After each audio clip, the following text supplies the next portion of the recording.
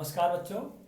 आज मैं क्लास 6 के लिए लेकर आया हूँ चैप्टर सेकंड, जिसका नाम है पूर्ण संख्याएं। ये संख्याओं के बारे में हम 6 से 7, 8 सब में पढ़ते चलेंगे। 6 में आती है हमारी सबसे पहले प्राकृत संख्याएं, उसके बाद आती हैं पूर्ण संख्याएं, उसके बाद आती हैं परिमेय संख्याएं। लेकिन परिमेय संख्या हमारी नेक्स्ट क्लास में आएगी। इस चैप्टर में हम पढ़ेंगे प्राकृत संख्याएं। प्राकृत संख्या क्या होती हैं? 1, 2, 3, 4, 5 से लेकर अनंत तक, इन्फिनिटी तक। 1, 2, 3, 4 ये सब हमारी प्राकृत संख्याओं का समूह होता है। अब आइए पूर्ण संख्याओं पर। जब प्राकृत संख्याओं में जीरो और मिला दिया जाए तो 0, 1, 2, 3, 4 बाकी सभी प्राकृत संख्याएं केवल 0 को और मिला दें तो बन जाती हैं पूर्ण संख्याएं।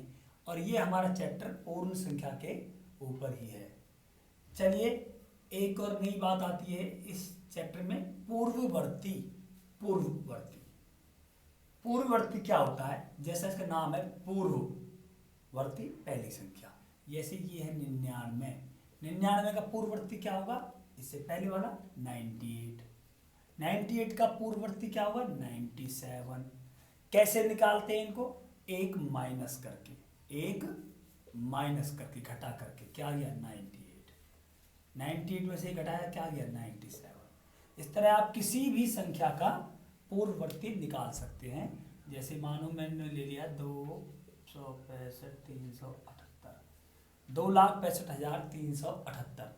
इसका पूर्ववर्ती क्या होगा? घटा 1 कर देंगे और वो हो जाएगा 265,377। ये पूर्ववर्ती है। ठीक है भाई। पूर्ववर्ती मतलब एक पहले की संख्या। 10 का पूर्ववर्ती क्या होगा? 10 घटा 1 बराबर 9। 1 का पूर्ववर्ती क्या होगा? 1 घटा के 1 बराबर 0। ठीक है भाई। चले आगे। परवर्ती मतलब बाद की संख्या। ये थी पहले की, अब बाद की निकालेंगे। मान लो 99 है तो 99 का परवर्ती क्या होगा भाई? 99 प्लस 1 बराबर 100। 100 का क्या होगा? 100 प्लस 1 बराबर 101। मतलब कि परवर्ती संख्या निकालने के लिए हम 1 जोड़ देते हैं। तो ये हमारी 2-3 बातें थी। चलिए चलते हैं एक्सरसाइज 2.1 पर। आप सभी अपनी बुक्स निकाल लें, क्योंकि बहुत छोटे छोटे क्वेश्चंस हैं। बुक ले लें अपने साथ में। वैसे मैं बोलूंगा। 2.1 का पहला क्वेश्चन है 10,999। एक मिनट रुकिए, मैं अपनी कॉपी को पहले साफ कर लेता हूं। ये देखो, पहला क्वेश्चन है कि 10,999 के बाद अगली 3 प्राकृत संख्याएं।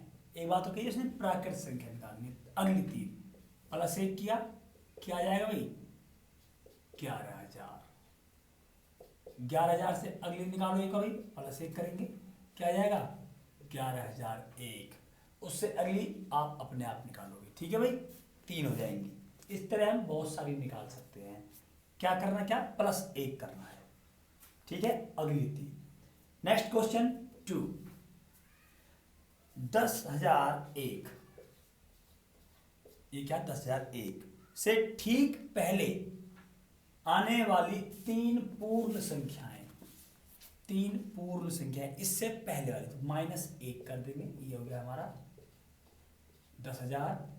अब 10,000 में से भी 1 माइनस कर देंगे, क्या हो जाएगा? 9,999। एक चीज और कही है, यहाँ कही थी उसने प्राकृत संख्याएं। ये सब प्राकृत तो है। यहाँ कही थी पूर्ण संख्याएं, ये पूर्ण संख्या तो है। ठीक है, तो इस तरह तीसरी वाली आप अपने आप निकालेंगे। क्वेश्चन नंबर 3, सबसे छोटी पूर्ण संख्या कौन सी है? मैंने अभी बताई थी आपको, सबसे छोटी पूर्ण संख्या कौन सी है भाई? सबसे छोटी कौन सी होगी? 0। कौन सी है? 0। तो इसका आंसर हो जाएगा 0। 0 सबसे छोटी पूर्ण संख्या है। क्वेश्चन नंबर 4, 32 और 53 के बीच में कितनी पूर्ण संख्या है? 32 और 53, आप इसको अपने आप गिन के निकाल सकते हैं। कौन कौन सी है? 33 है, 34 है, 35, 36, 37, 38, 39 लेकर 52 तक। इनके बीच की निकालनी है, ये बीच की है। ठीक है भाई, और ये हो जाएंगी हमारी कितनी? 20। ठीक है, और ये सभी क्या है? पूर्ण संख्या है। मैंने आपको बताया था 0 से लेकर इन्फिनिटी तक, ये बीच में तो आ रही है, तो ये सभी पूर्ण संख्याएं हैं। आगे चलते हैं क्वेश्चन नंबर 5 पर।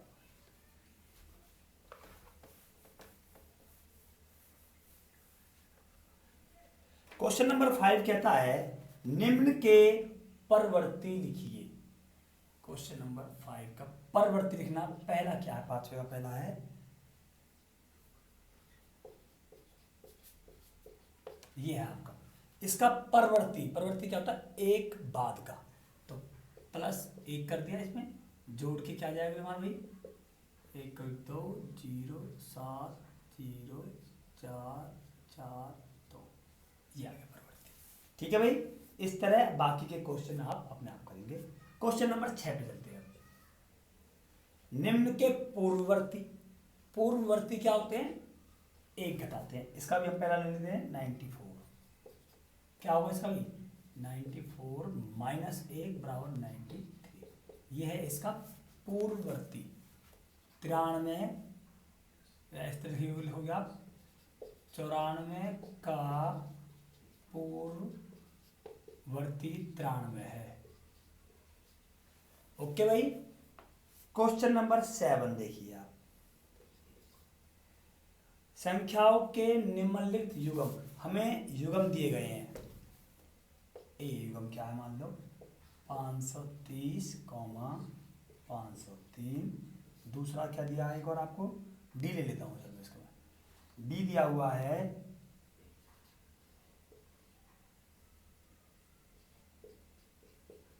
कॉमा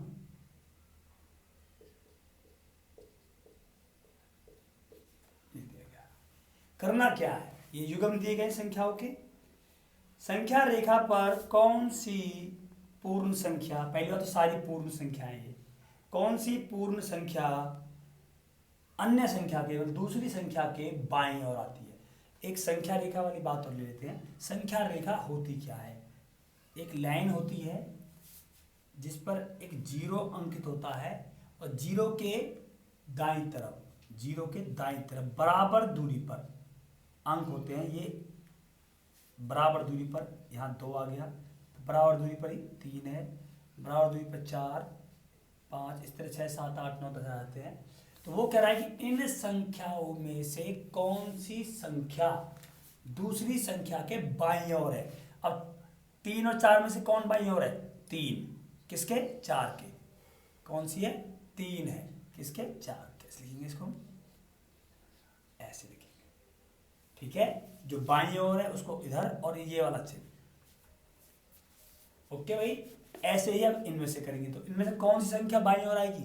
503 पहले आएगा, फिर 504, 508, 5, 510, 520, 530। तो इसको लिखेंगे ऐसे।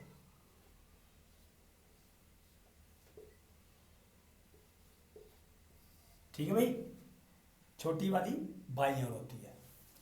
तो ऐसे ही आप इसको कर लोगे। इसमें कौन सी छोटी भाई?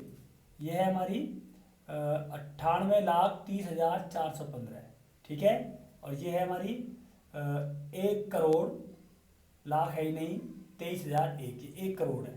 तो ये बड़ी है, ये छोटी है, तो इसको कैसे लिखेंगे हम?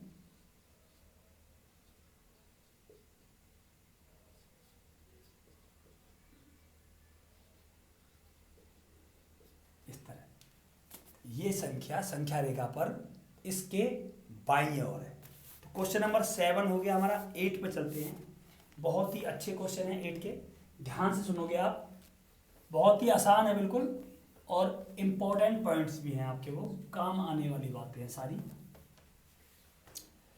8वां का ए, आपको बताना है कौन सा कथन सत्य है और कौन सा असत्य है, मतलब कौन सा सही है और कौन सा गलत है। ए कहता है शून्य सबसे छोटी प्राकृत संख्या है। अभी मैंने प्राकृत संख्या लिखी थी 1 2 3 4 से लेकर इन्फिनिटी। पूर्ण लिखी थी 0 1 2 3 4 से लेकर इन्फिनिटी। अब बताओ शून्य सबसे छोटी प्राकृत संख्या है? नहीं है, तो ए का आ गया असत्य। क्यों? क्योंकि शून्य तो इसमें है ही नहीं प्राकृत संख्या में, यहाँ तो एक है सबसे छोटी। नेक्स्ट बी, 400 संख्या 399 का पूर्ववर्ती है। पूर्ववर्ती है, बताओ 400 जो है वो 399 का पूर्ववर्ती है क्या?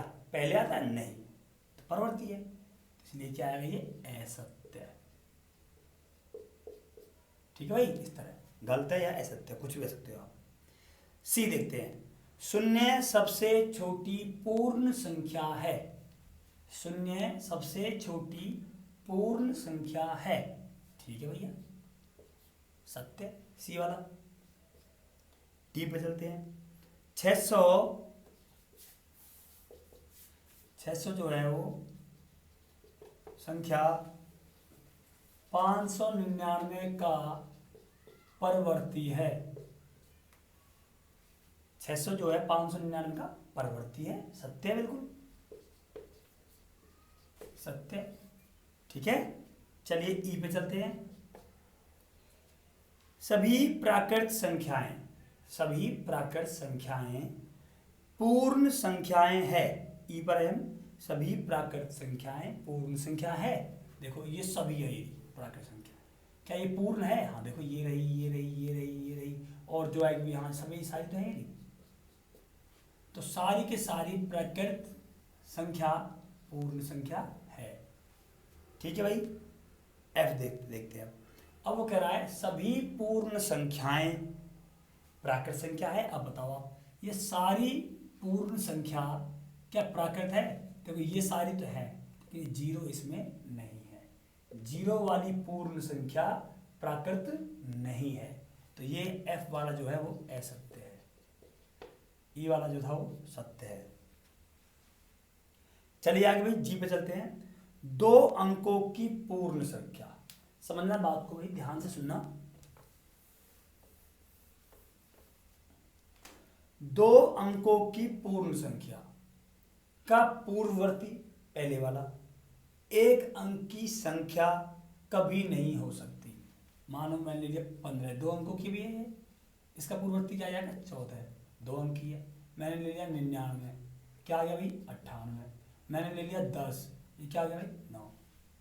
और वो क्या कह रहा है? 2 अंकों की पूर्ण संख्या का पूर्ववर्ती 1 अंक की संख्या नहीं हो सकती, कभी नहीं। है तो सही है भैया, तो जो इसने कहा वो क्या है? असत्य है। तो ये आपका जी था, जी आ गया आपका असत्य। ओके भाई, चलते हैं एच पर। 1 सबसे छोटी पूर्ण संख्या है। 1 सबसे छोटी पूर्ण संख्या है? नहीं है, देख लीजिए, है नहीं, ठीक है भाई। तो 1 छोटी पूर्ण संख्या नहीं है, असत्य आ जाएगा एच का। क्या आ जाएगा भाई? असत्य।